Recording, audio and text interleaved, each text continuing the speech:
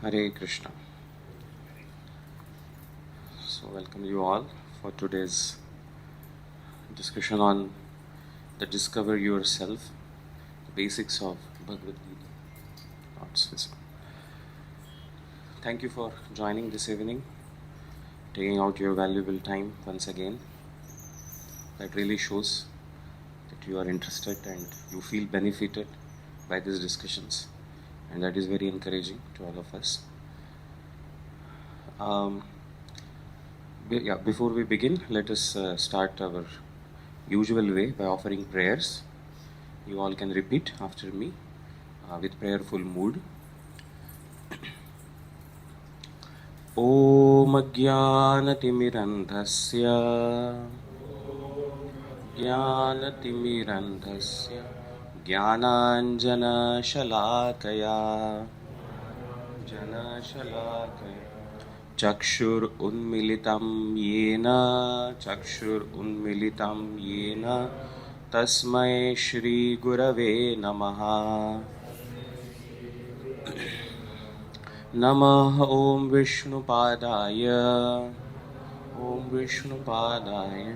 Krishna Prishthaya Bhutale Shrimate Bhakti Vedanta Swamin iti namine. Namaste Saraswati Deve Gauravani Pracharine Nirvishesha Shunyavadi Paschatya Deshatarine Jaya Shri Krishna Chaitanya Prabhu Nityananda Shri Advaita Gadadhara Shrivas Adi Gaura Bhakta Vrinda. Hare Krishna Krishna Krishna Hare Hare Hare Rama Rama Rama Hare Hare.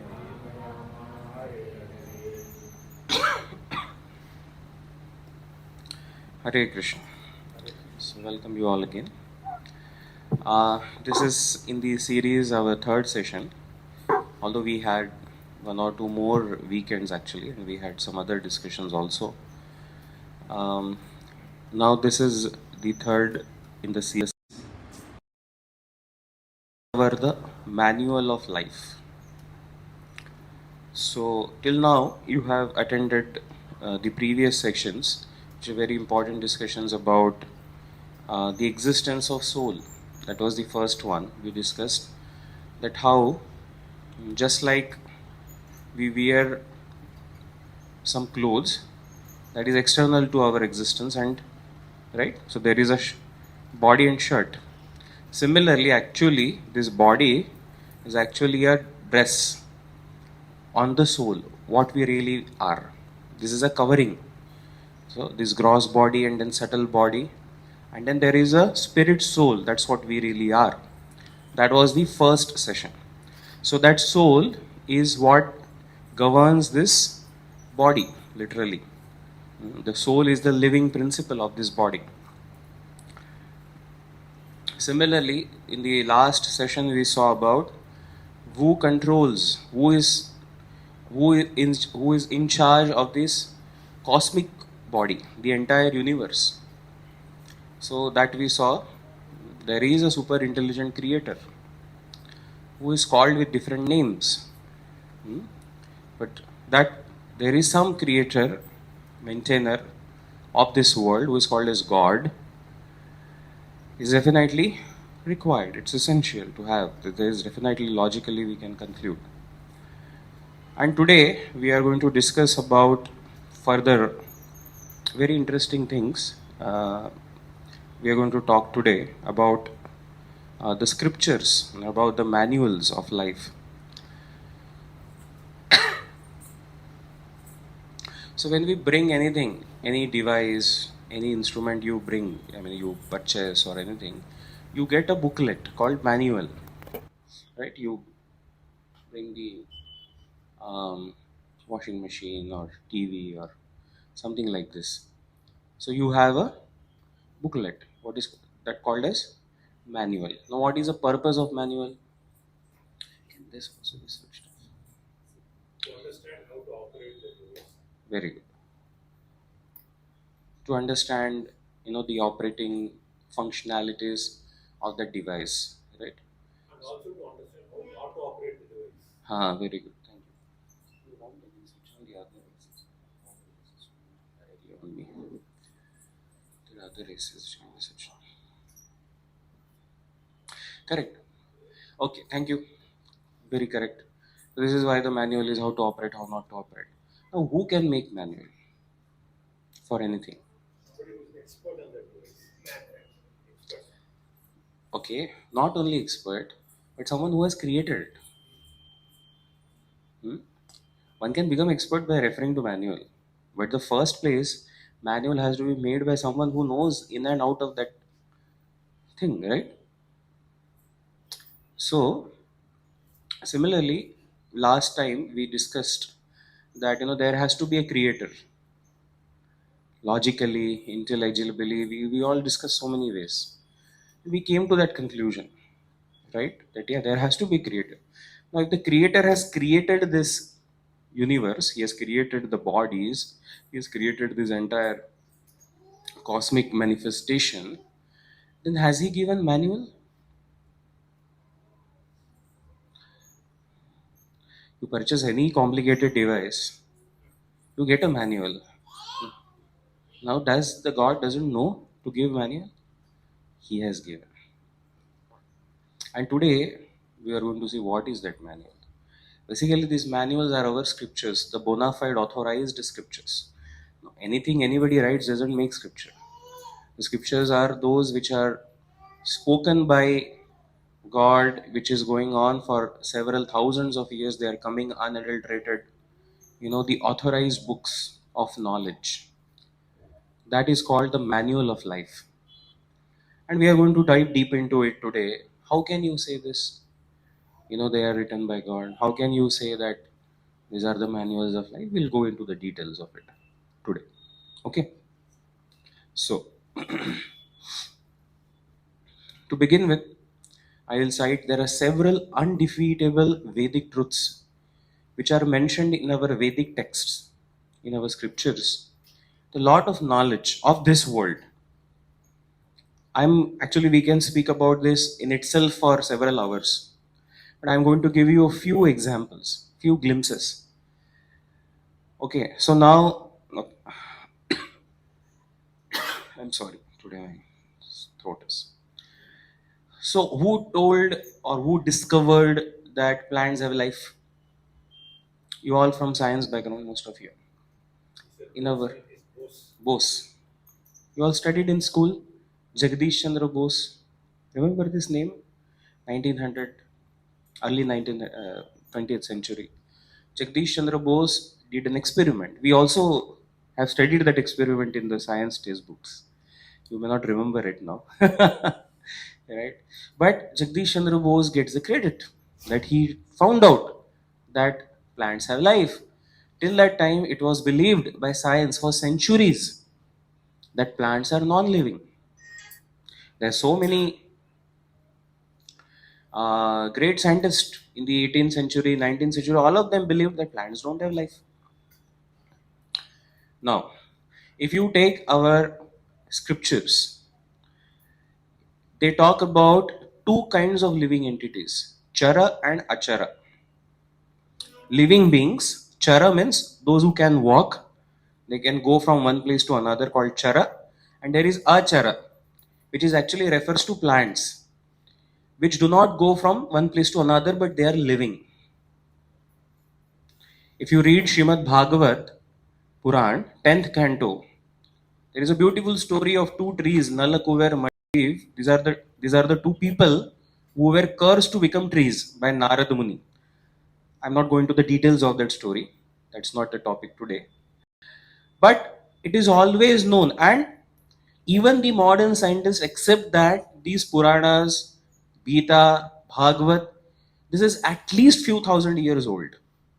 We have manuscripts which are at least couple of thousand years old.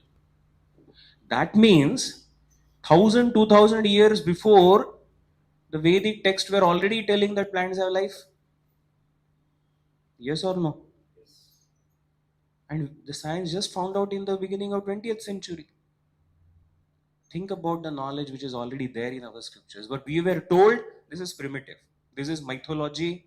This is not scientific. Let's see some more thing. In the Bhagavad also, you can read third canto, 25th, 26th chapter. I personally studied it in detail, all this. It talks about embryo development in the womb of a mother. Very detailed. Right from the day when a man and woman comes together, and then how the embryo is formed, how the child gets developed in the womb, till the birth of child. So now the modern embryology, if you take any one of you medical background, or if you want to research about biology, now the description which is there in the Bhagavad Puran exactly matches the current embryology understanding, which is developed just few decades before. And that too with so many science, telescope, no, not telescope, what do you call it, microscopes, and what so many kinds of instruments. They require the modern science as now getting that understanding, which is there in our text. It is right there, you have it purchase, it's right there, here you can take see. So how that knowledge was there in our books for thousands of years? How did they get it? Okay. Acha, this is a very simple thing. Cow dung and cow products. Most of you know in our culture, Sanatan culture, Hindu culture, cow dung is considered very auspicious. Although any other dung, any other stool of an animal is considered very obnoxious. Even if you touch, you have to take bath. Even our own stool. Only one stool of an animal, one animal, that is cow, is considered sacred. To the point it is used in the worship of God. To the point it is used in putting all throughout the homes in villages. They would put, and then people say, oh, it's primitive way of doing. Now I can share with you several research papers where they have found out that modern science has found out that cow dung has antiseptic properties, antibacterial properties. When Corona came, there was not so much damage in the villages. Then they started finding out, oh, what is there in the culture of India? It's actually what is required to stop the virus. You need turmeric, you need cow dung, you need this, you need that. That was already there. You need to wash hands. Even that was not there in the Western culture. Now this knowledge is right there sitting in our textbooks. Now who has given this knowledge before? Okay, let's few things we have to quickly rush through. I have a lot of things. There's so much of it in our Vedic scriptures, Ayurveda, and then yoga. Nowadays, yoga has become so famous. Now the West has started realizing the benefits of yoga. Others they go to gym and make biceps, but no health. But our yogas, yoga asanas or whatever, they give actually endurance, health. Now people have started following it, understanding it. Vedic maths nowadays getting so famous.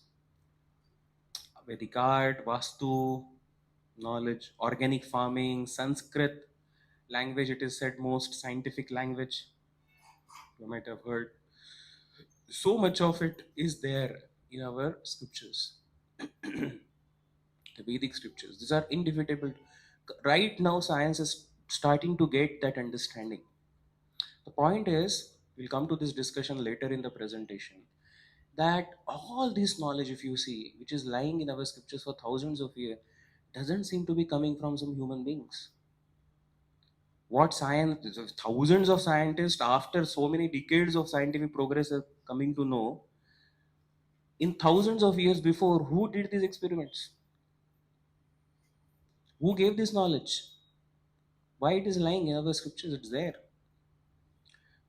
And then when we see the scriptures, there are always this mention that it is spoken by God. The vast knowledge which is mentioned, the very vast, body of knowledge which is there, it makes us feel that, yeah, it is superhuman. who have such a kind of knowledge. So many things we can talk about. So this is one part. There's indefeasible Vedic truths. Then we have several more discussion. We'll come back to this discussion towards the end again. Okay? What I just discussed, we'll come back to it again. Now we'll get into some other track. So I'm going to tell you a story. You see a picture on your screen. There are 6 blind men who are trying to figure out what is an elephant. Somehow they never saw elephant in their life. I mean, they could not see because they're blind, but they heard about him also. And then they were told there is an elephant. Now, these 6 people are touching different parts of elephant, right? So the first person, he feels elephant is like a snake, who is touching the trunk. The second person is touching the tail, so he feels it is like rope. Third person is touching the ears, then he feels it's like the fans, big ship fans. The fourth one feels it is like wall. Fifth one is like arrow, who's touching the teeth. The sixth one who is touching the leg of the elephant feels that he's like elephant is like a trunk of a tree. Are they correct or are they incorrect in their understanding? Huh? Jai. Wonderful, correct. You are correct. You are fully correct. They are partly correct, but you are fully correct. Yes, they are partially right. What part they are touching, they are able to understand. But is that what elephant is? No. They are not getting the full, complete understanding of elephant. Now, how can they get the understanding of elephant completely? Any thoughts? They have eyes. No, that's out of question. They're blind. How can they have eyes? Somebody you can explain them. Yes, perfect. So we have a very intelligent audience. Thank you. Someone who has eyes have to explain them. Correct? Then they'll understand. Some person gives a full picture, they'll understand. How do you think they can gain complete knowledge about the elephant? Right? This will be answered at the end of session. I'm making little things mysterious, I think. Again, I will speak about this story at the end of the session. There are 3 ways of gaining knowledge in this world. We all have this desire and hankering to get knowledge, to remove the ignorance we have, to make the life better.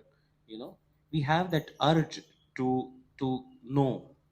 Everyone wants to seek knowledge. That is there in all of us.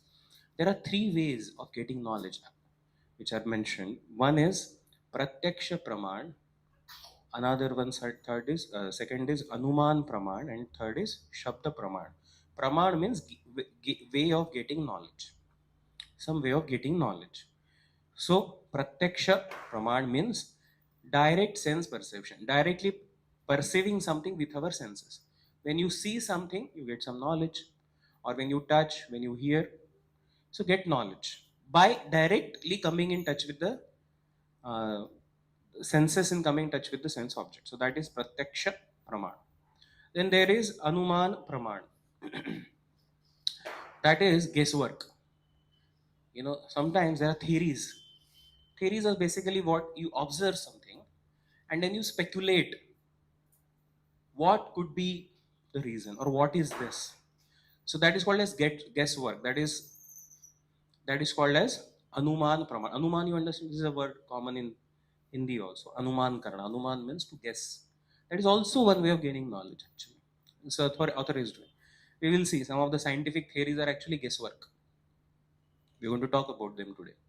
That is anuman. And the third one is shabda praman. Hearing from a bona fide authority. Somebody is qualified. Bona fide also means qualified. Like you may not be doctor. We are not in medical. Nobody is a medical doctor here. But when you are sick, you go to a doctor. You think, oh, something is happening in throat, something is happening in the. Then you ask doctor, why it must be happening. And doctor tells you, oh, because of this, this, this. You trust because he is a bona fide authority in the medical science. He'll give you some medicine. You trust because he's a bona fide authority. You don't trust anybody and everybody. every field has a specific bona fide person, right? You want to learn Sanskrit, you go to a Sanskrit scholar. You want to learn tabla, you go to a tabla expert. So there is a bona fide person into a particular area. Similarly, when it comes to this spiritual, when it comes to the creation, we also have some bona fide people. We'll talk about them. What is shabda praman? Is it clear? Three things. Okay. The first one, pratyaksha praman. We are going to discuss now each one of these in details. Why are we doing this? You will gather all the pieces together at the end of the session. Okay. Sorry, today my health is not good, so it will take time. Okay, so what are the three things? Pratyaksha praman, anuman praman, and shabda praman. It's becoming hot. Okay. Can pratyaksha praman give us full knowledge? So, first of all, can pratyaksha praman give us knowledge? Actually, the science is based on pratyaksha only. Modern science is what you see. You do experiment, you see something, and then you believe that this is how it is, right? But the question is, can pratyaksha praman give us full knowledge, complete knowledge? Let's see. Is seeing believing? Somebody may say, whatever I see, I believe. Correct? If you can see by your own eyes, you believe. Correct? Now let's see some interesting example. You stand on the railway track and look straight ahead. What do you see? Hmm? Those two lines are meeting after some time. They seem to meet. Now you are seeing this. Do you believe it? Yes? You feel after some time actually track एक ही हो जाएगा. नहीं? Yes? Is seeing believing. You go to some circus. I don't know what you call it, that mirrors. There's so many mirrors, concave, convex mirrors, different sizes, different shape. Somewhere you see yourself very fat, somewhere very thin, somewhere very tall, somewhere this. Have you seen all of you? Yes. Now you see something. Do you believe that? Do you believe that you suddenly become very fat, very thin? You know it is something. I'm seeing it, but I don't believe it. The question is seeing believing. Okay, how many of you this refraction in science? You put a pencil in the water, it appears broken, right? It appears broken if you put it in water. But do you believe that it is broken? Actually, you see like it's picture, no? It's broken. It appears like this, but we don't believe that. Okay, how many of you, while driving car, have this experience of seeing some water on the road called as mirage? You feel there is some water. By the time you reach there is no water because of the heat. Now, all of these have scientific explanations why this happens. That's okay. That's not what we are discussing. The question is, we see something in this world, but we don't believe. Can you give any more examples? You see, but you don't believe. Any more examples? If I go out, I see the to be flat. What? If I go out, I see the to be flat. Okay. But in reality, it's not flat. Okay, we see like that, but obviously that flat is, whatever we are seeing, that much is flat. That entire earth is not flat. That is correct. It has curvature, a little small. Yeah. Can you give the opposite examples? Something you don't see but you believe. Sorry? Oh, that is, you are taken it to extreme. We're talking about this world. Current. Okay, current, very good. You don't see. None of us have seen electricity. Forget any electronics engineer here. Anybody electronics, electrical engineer? No, don't worry. I'm not going to ask very tough question. If you are, you can raise hand. No one. Surprising. Even an electronics engineer has not seen electron in his life. Nobody in the creation has seen electron. Correct? But because of the result of that, we understand it exists. We don't see. Air, we can't see, but we feel it. And we believe it. It's there. Yes. Okay, anything else? Hmm?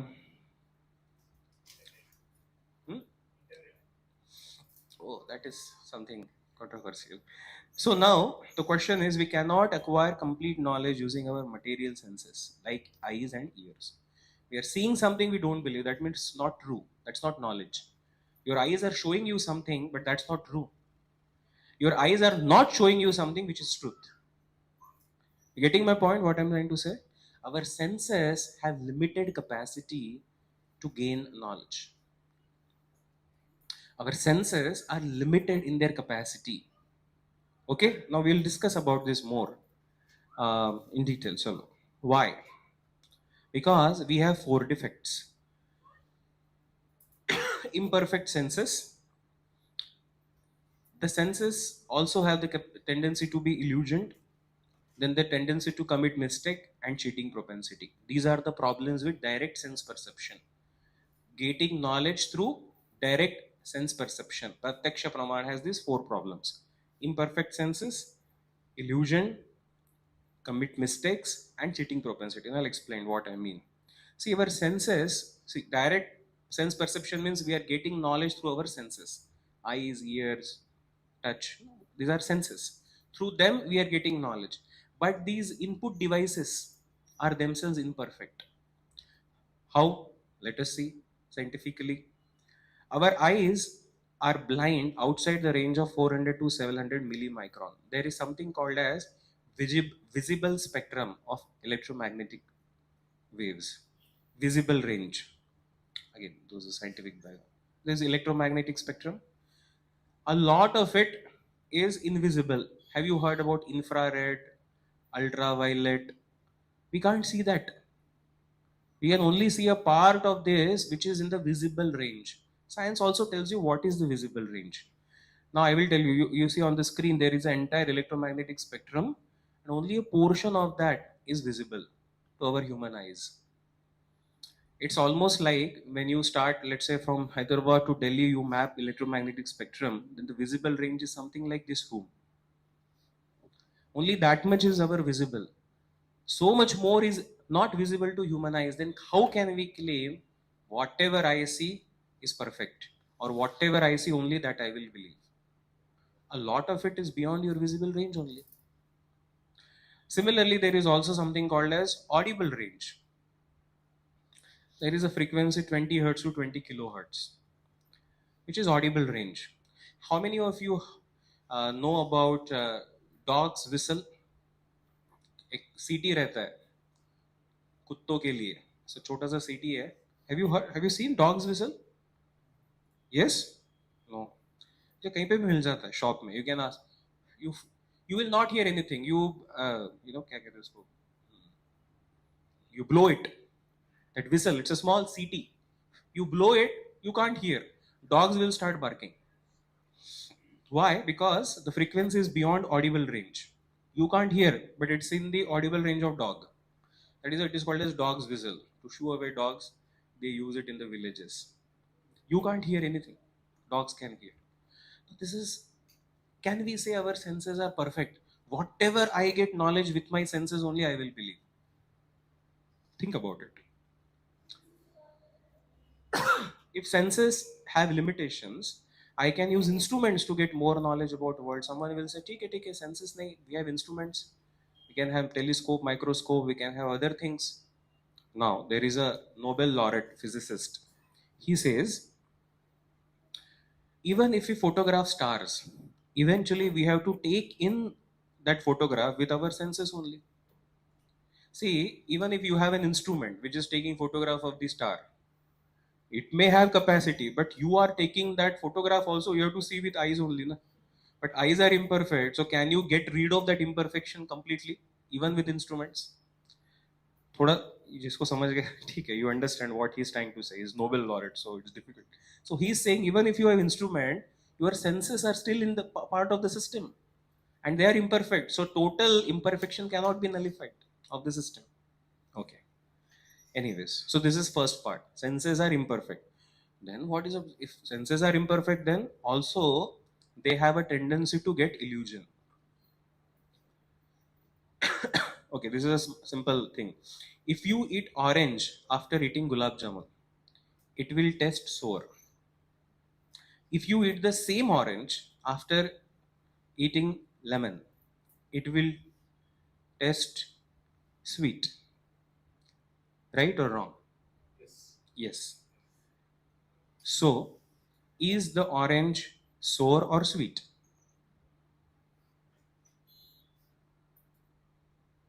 Basically, I would say sweet. Partially correct. It depends. Somebody may be eating it after gulab jamun feels it sour. Somebody is saying that the whole point is can't depend on this instrument to give you perfect knowledge. Another example which is here, it is simple. You can go do. You might have done it. You experienced it. Like if you take a bucket of water, normal. If you put hand in hot water, and then you put hand in that water, you feel that water cool. You put another hand in chilled water, icy water, and then you put your hand in this water.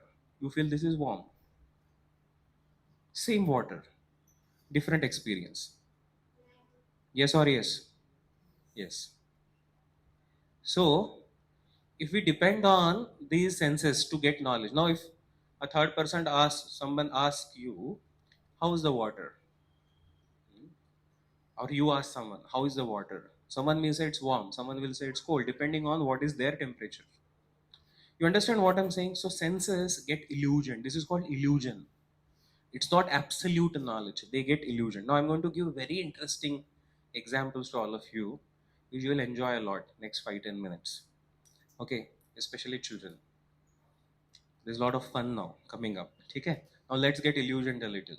Okay, how see our senses? They get illusioned. Okay, look at the picture. How many of you see a young woman, and how many of you see a old woman? First, young woman, raise hand. Wow, most of the men are seeing young woman.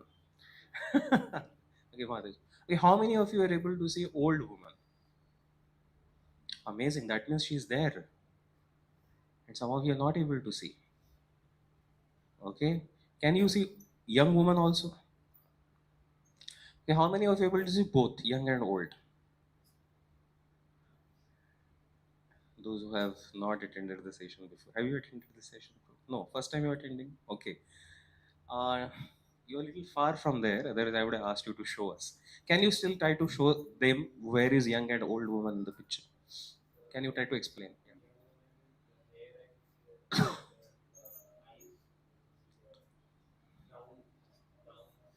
Hmm. Ah, okay. Ha. Okay, correct. Now you have seen both. Now, how many of you are able to see both? Still, some are struggling. Okay, ठीक है, I'll show you. Is this pointer visible? Okay. See, if you see this as a small nose and this is chin, then this is young woman. You can, if you focus here, you see young woman. If you see this as nose and this as mouth and this is as chin, okay, then you see the old woman. Now, just looking at this picture, somebody will say it's old woman. Somebody will say it's a young woman. Actually, it depends on how he is seeing. Okay, all very intelligent people.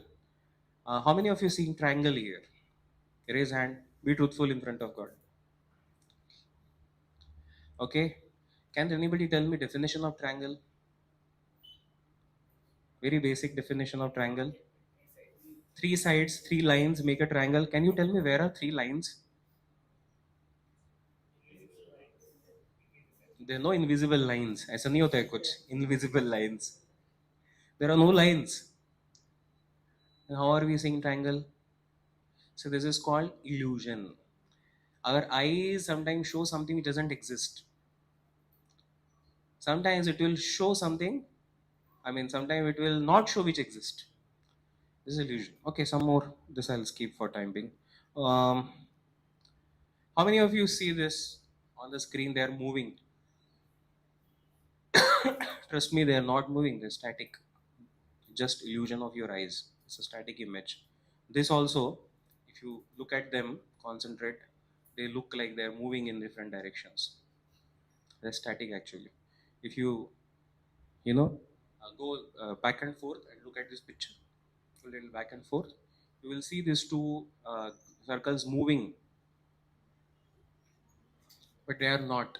They're not. They're static. They're not moving. So the point is, our senses have this tendency to get illusion. Now we just saw some samples. How our senses. So the point is, we can't depend on what the senses give us.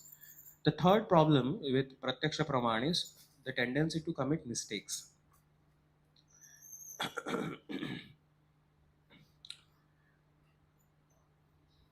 I'm sorry. So sometimes these senses give such wrong input. Now sometimes you say, okay, senses are imperfect. What is such a big thing? For us, it may be a simple, may not make much very serious problem. But sometimes a scientist, if gets bewildered by the senses, can make a very big mistake, which can cause even lives. And such things have happened in this world. I'll tell you something. It is perceived that brain was, or it was thought the brain was organ to cool blood. Almost till mid 20th century, they thought brain cools blood in the science. They thought pituitary glands were considered vestige. This is biology if you know. There is something called as Hubble constant to measure the distance between planets. There is a Hubble's constant. There is a Durbin Hubble which is sent to the space, and some experiments are done, and they they have a figure called as Hubble constant, and using that all the distances are calculated. Till now, it is this old slide. Till now, 5 times that has changed. Every time they do the experiment, the value changes, and that means all the calculations till now they have to change. So nowadays, funnily, many scientists don't call it Hubble's constant, they call Hubble's variable, because every time they measure, they change. Understand what I'm saying? So these are not small mistakes. See, again, हमको इसमें कोई नहीं लग रहा है कि बहुत बड़ी बात है, क्योंकि हमको क्या लेना देना है. But those who are into that field, it's a huge mistake. Every time that mistake is done, that costs years and years of work, lifetimes of work for people. There are sometimes there is something called as missing link. We're going to talk about now in short while about Darwin's theory. See, Darwin, you know Darwin? Okay, you know, all of you. So Darwin gave this theory of evolution. Now, this theory is not proven till now. Darwin's theory talks about a missing link. Okay, missing link is what? See, Darwin said there was ape, and from the ape came modern man. Monkey से आए ना हम सब लोग? Yes, most of you, not me. Okay, so we are going to talk today. Did we come from branches or benches? So the ape is there and the modern man is there. Now this progression, according to Darwin, happens over billions of years. It took billions of years for this gradual evolution. Agreed. Now there has to be in between species, half man, half monkey. That is called as missing link. When Darwin proposed his theory, he wrote that my theory will be proven the day missing link will be found, where you found a in between species. And that time, because the excavation was not so developed, right?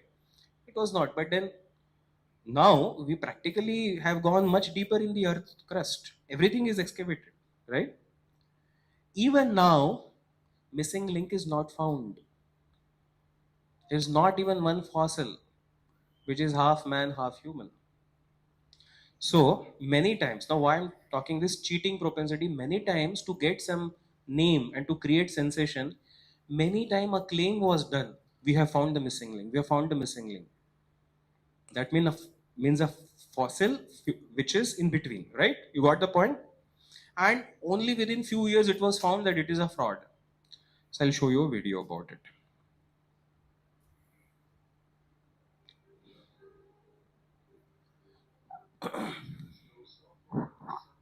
That they can even invent very different faces for the same skull. The three entirely different reconstructions made for the fossil called Zinjanthropus is a famous example showing how persistent evolutionists are in producing these false masks.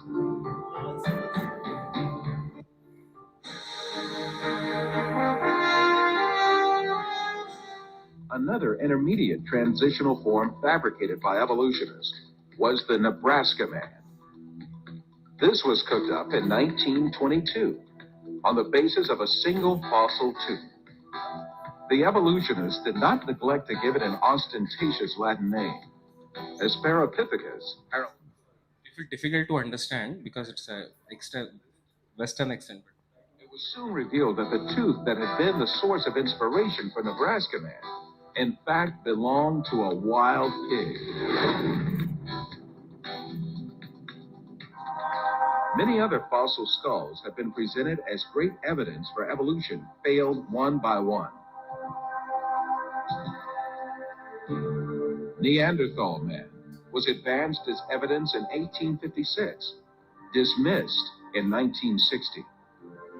Piltdown man was advanced as evidence in 1912, dismissed in 1953. Zinjanthropus was advanced as evidence in 1959, dismissed in 1960. Ramapithecus was advanced as evidence in 1964, dismissed in 1979. This was a short video. Basically, you understood? It's a little dark, but basically, so many these fossils were claimed by some scientists. Oh, we have found a missing link. Later, the other group of scientists found out, no, this is a cheating. It is actually not a missing link. Some peak, something modified, and they dismissed. And till now, not a commonly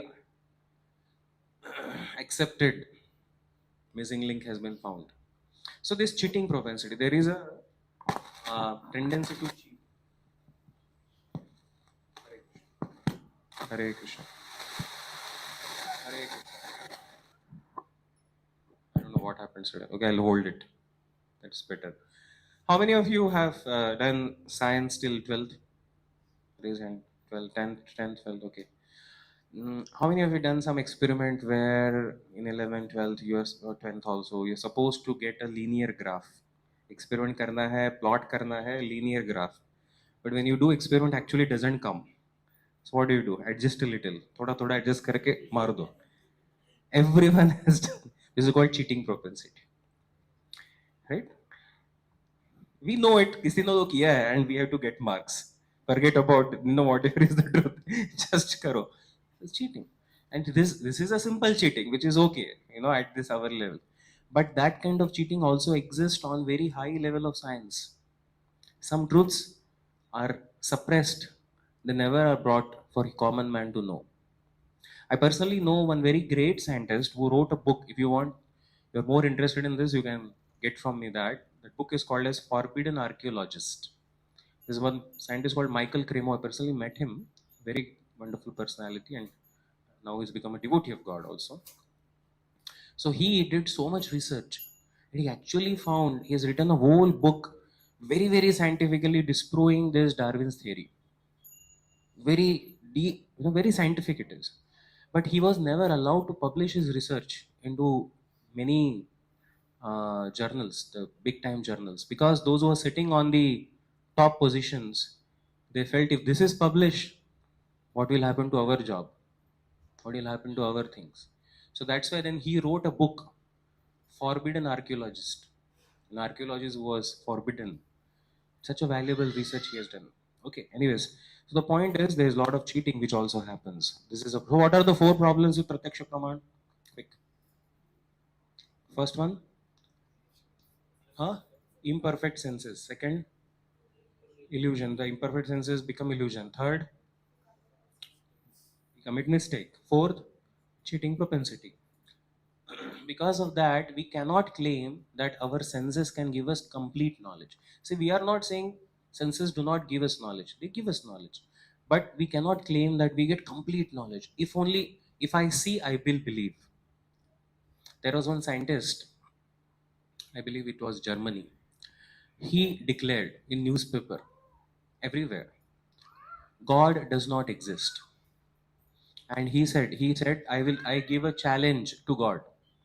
He said, if I can see God, I will believe. Why should I believe in something I don't see? That is his logic. Because science depends on belief. I mean, science believes what you see. So then he gave an advertisement that in the so and so stadium, at this date, evening 6 o'clock, all the people of the city will gather. They all are invited. He booked a big, huge football stadium. And he said, we'll make a stage. I will personally come there.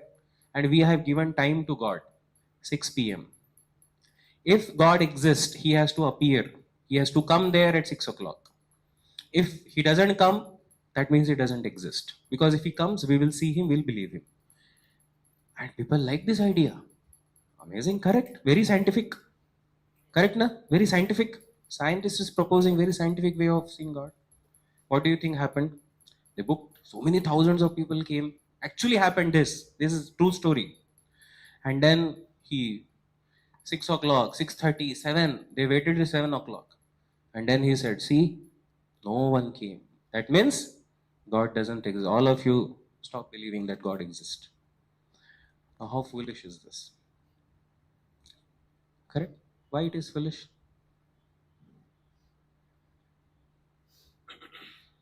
Scientists are very good. Scientific. Okay. So, now I have a proposition. My proposition is Narendra Modi doesn't exist. There is nobody called as Narendra Modi in this world. Has anyone of you met him personally? No. That means whatever you see is just illusion. Some AI created. If he exists, tomorrow, 6 p.m., we all will gather here again. Sunday सब छुट्टी है, सब लोग आ जाओ. कल 6 बजे सब लोग अभी न्यूज़पेपर में दे दो, अपने अपने व्हाट्सएप ग्रुप्स में डाल दो. If Narendra Modi exists, he has to come here tomorrow 6 o'clock. If he doesn't come, he doesn't exist. What will happen tomorrow? Narendra Modi will cease to exist. We will all declare Narendra Modi doesn't exist. And then the world will declare all of us to be fools. Right? Why? Because it's foolish. Why it is foolish?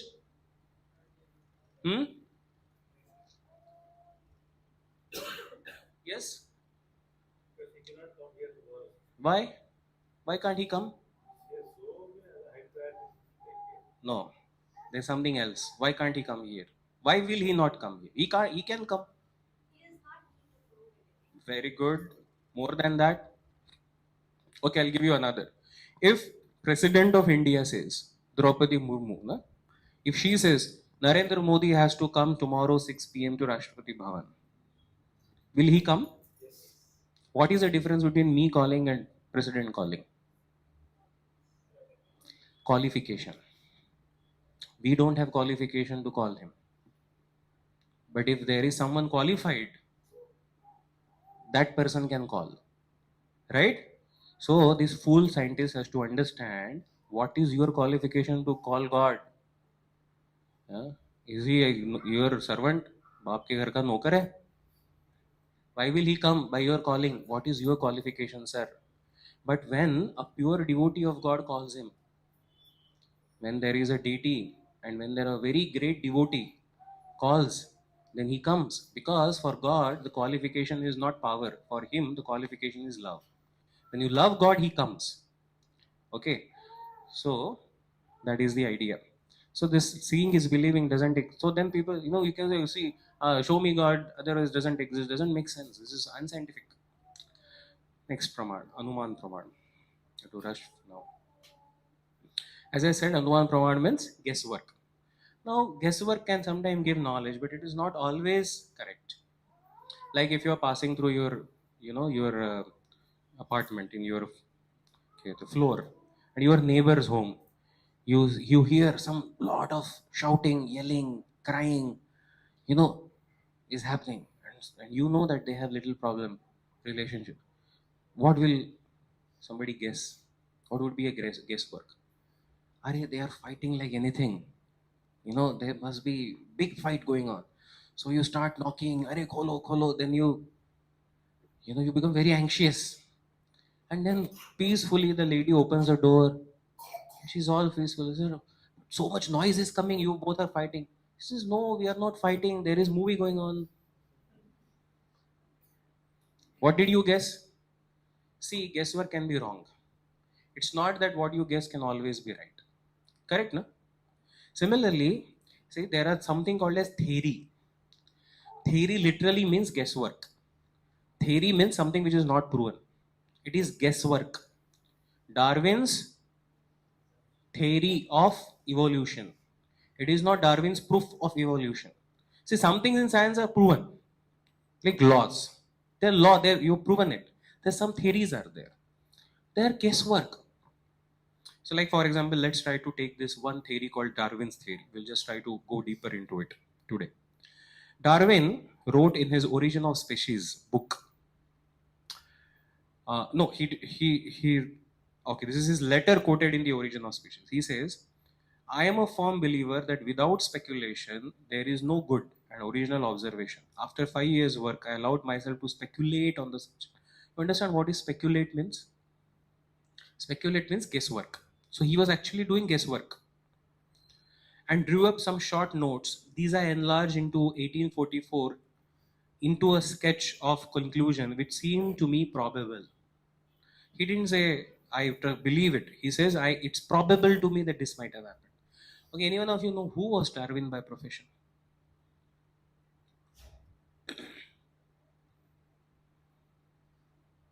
Biologist. Amazing. That's the illusion everyone has. He was a photographer. By profession, he was a photographer. He went and he clicked photos in the jungle of Amazon. He clicked a lot of photos. And then he developed those photos. That time you had to develop those photos. And then he was just seeing those photos. And while seeing, he made a guesswork. This man and monkey. अगर monkey का ये tell निकाल देंगे और monkey को खड़ा कर देंगे तो मैन के जैसे लगेगा. तो may be man has come from monkey. This is called guesswork.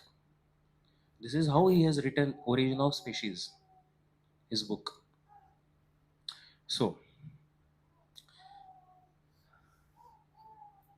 I'm going to tell you some facts about Darwin's theory. Record of the rocks. See, one thing Darwin said, little scientific, but try to understand. See, if there was evolution, say from ape, from monkey, man has come. So, if you dig in the earth, it is called excavation. The deeper you go, there should be monkey fossils. And as you excavate above, in the higher surface, there should be man. Logically. Deeper, see, actually, in the archaeology, they actually map the different state of earth to be different timelines. Like if you go very deep, then it is like 2 million years before. Little above that, 1 million. Then little above that, like that it is. Now Darwin's one way of proving Darwin's theory is, if very deep you get only monkey and apes, and as you go up, then you start getting missing link in between, and then you get human. Correct? If that is how we get, then it is proven. But you will be surprised that the actual data of what the scientists have found after digging, they have found human beings, modern human fossils, even deep within the earth. And they have found apes even on this data. And there is no missing link that is missing anyways. Now, how does it prove? It is a proof. You understand what I'm trying to say? Is it making sense? A little scientific, but this has some important lesson for us. So human beings and apes simultaneously existed millions of years ago, and this now also exist. Sometimes, why Darwin said ape became humans. He said because of natural selection. Basically, ape ceased to exist. Basically, the ape did not have to eat something or whatever. Some problem has happened. Gradually, that species adopted to the higher species because of some need, biological need. Now, if that is the case, today, why apes are also there? All the apes should have been converted to humans because they could not survive. That's why they changed. The species changed to another species because there was problem of survival. If that is the case, then how can ape exist? And my dear Darwin, ape also exists, modern human also exists, and in between nothing exists.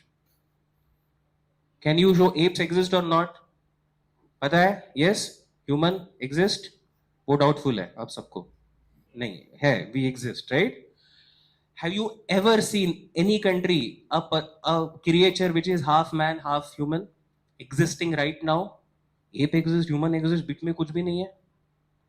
Not even exist, not even in fossils it is there. Anyways, these things are so common sense, but they are hidden from us. We still taught evolution. How we came from branches. We were all monkeys, and then we became humans. And then, biology के paper में, we all went to Ganesh ji, prayed to him, pass कर दो, pass कर दो. And Ganesh ji is saying, Arey, you are writing something against me only. I don't exist. God doesn't exist. God didn't create the world. Who created? Just by chance happened. From amoeba came complicated organism, then another complicated, and ऐसे करते करते humans आ गए. Actually, this Darwin theory made the entire world atheistic because Darwin theory said there is no need of God. सब कुछ natural selection से हो जाएगा. Basically, Darwin said, now what sounds logical? Darwin said, you are going on a luna or bicycle. उससे पहले भी चलो आप में से कोई साइकिल पे जा रहा है. यहाँ से आपको जाना है, where do you go from here? Say, tell me some place. Lingampalli. Okay, from here you started cycle. By the time you reach 1 kilometer, the cycle changed into a luna. Then another 1 kilometer, the cycle changed into a Tata Nano car. Then you go 2 kilometers, the car actually changed into a Mercedes. Then you went another 2-3 kilometers, then suddenly that became helicopter. And then you went to Lingampalli. This is Darwin saying.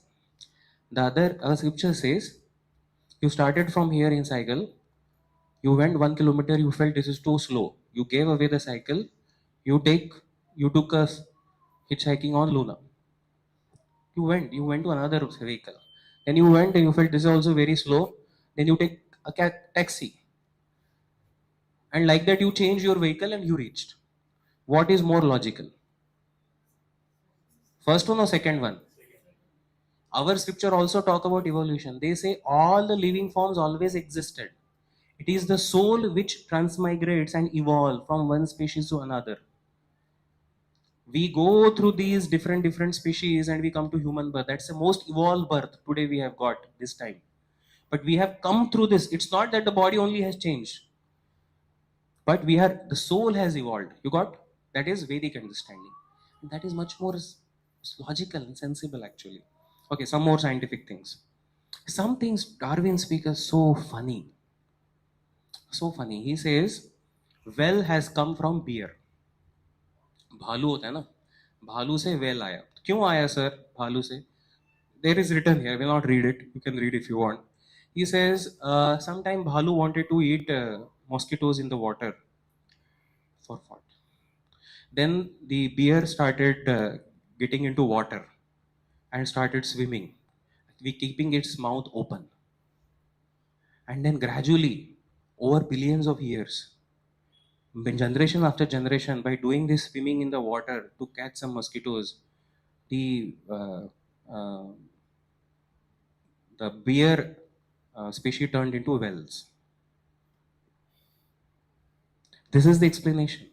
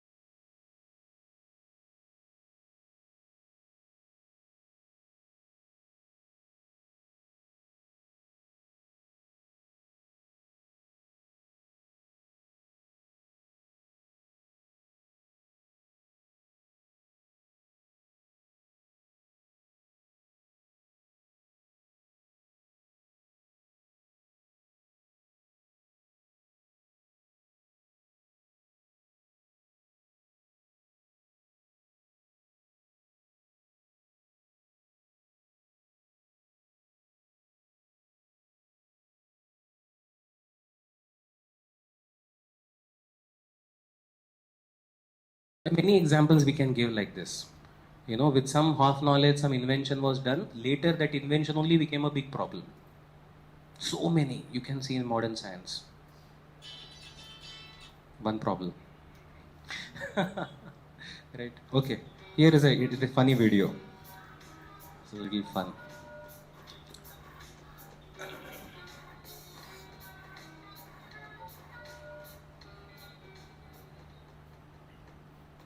Balu finds a new machine. He doesn't know about it.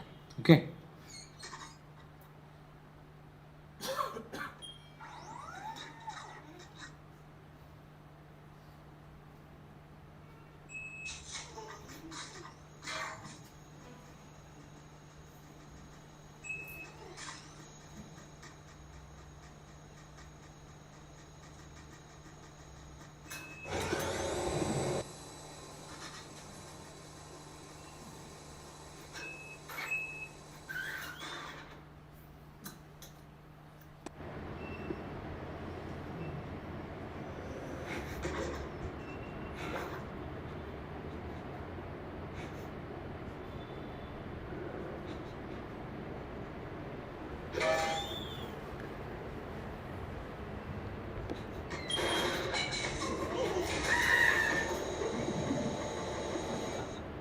You understood?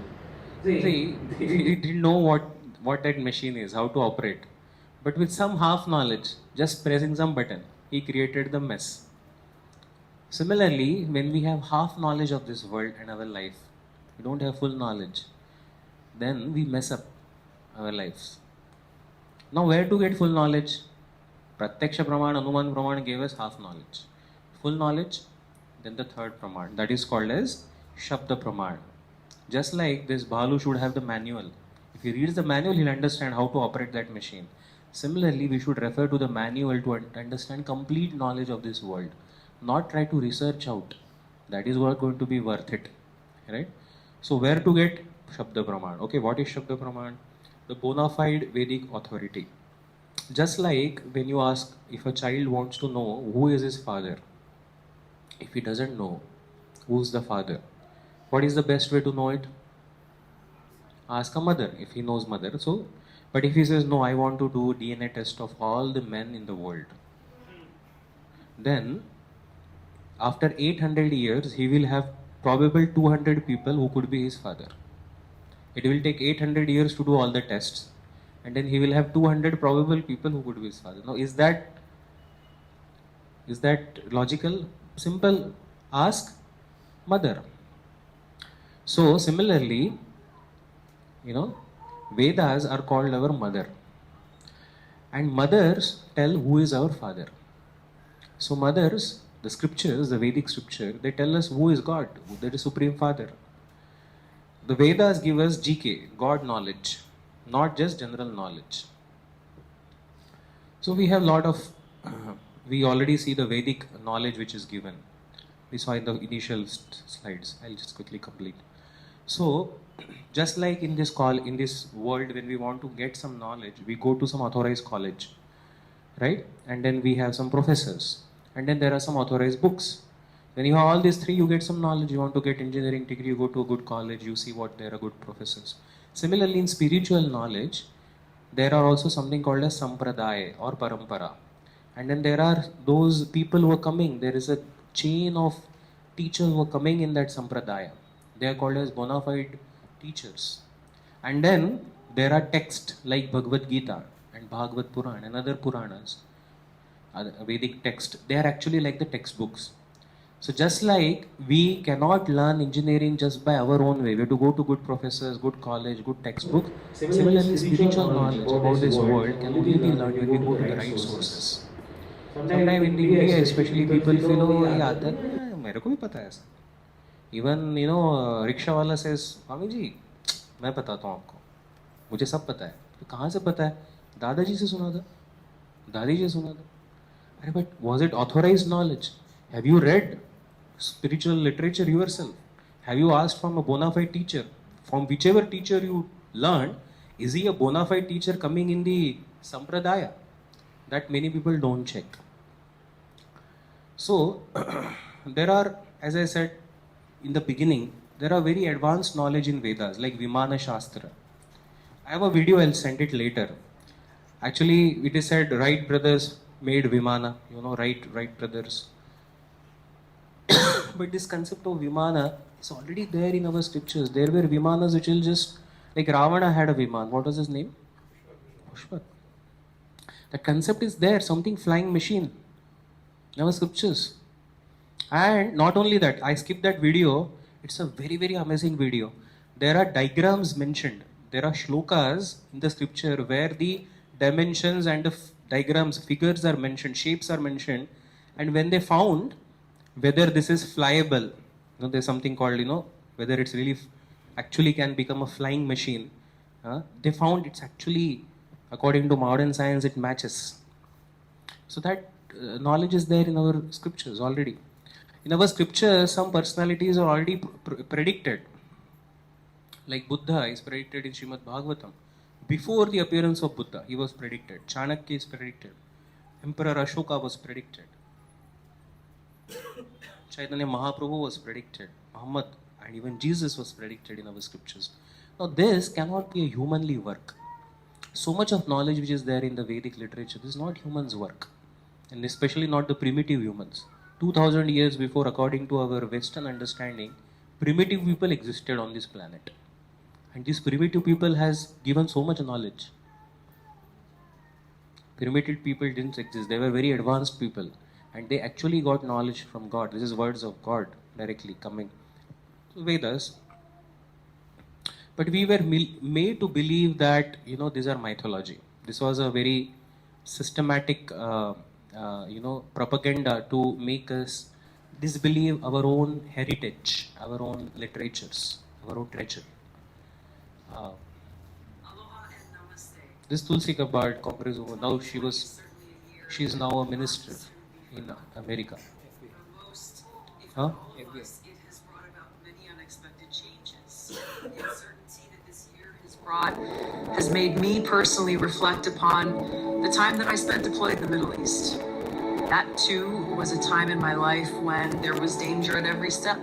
Each day brought new uncertainties, and likewise, many lives were lost.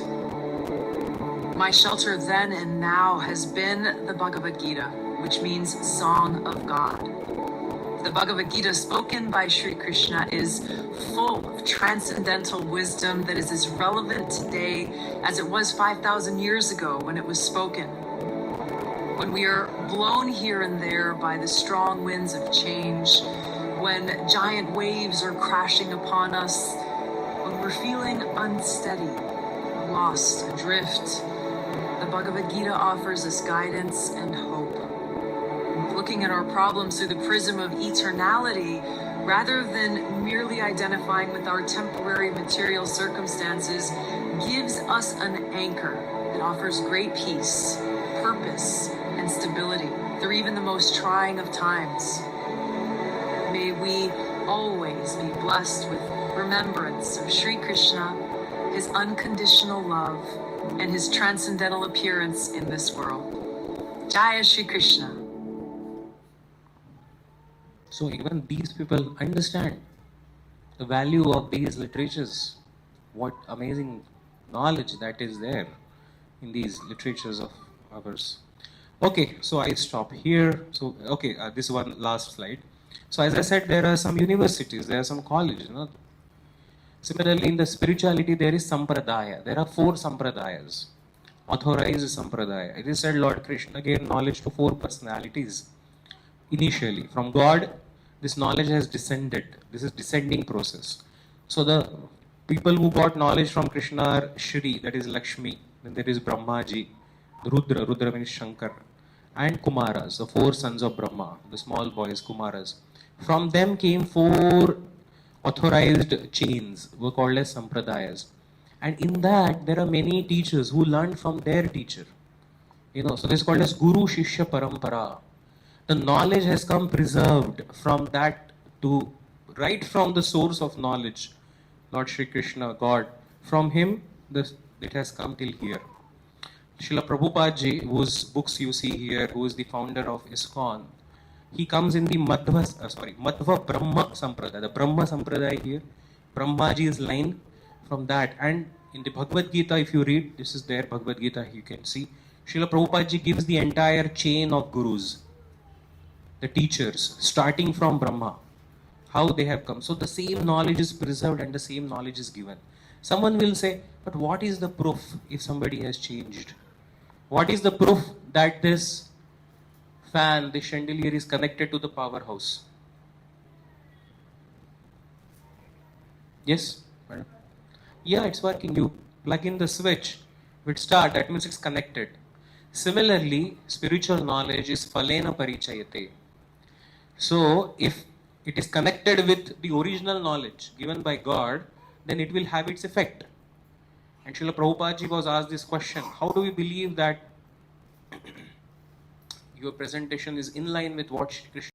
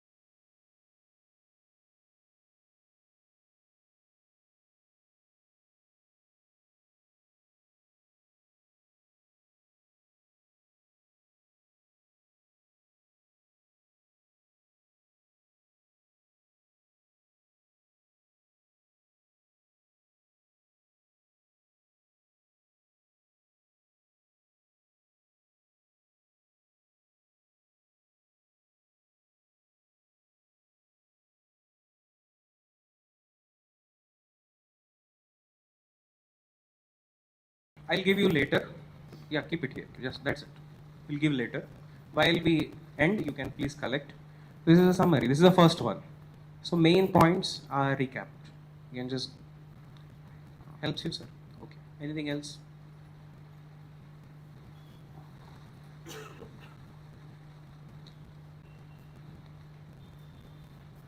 Okay. No questions. All clear. All clear. Okay, so we end here. Thank you very much. If there are no questions, we have another announcement actually. We will sit 10 minutes. Is it okay? But very important announcement. And then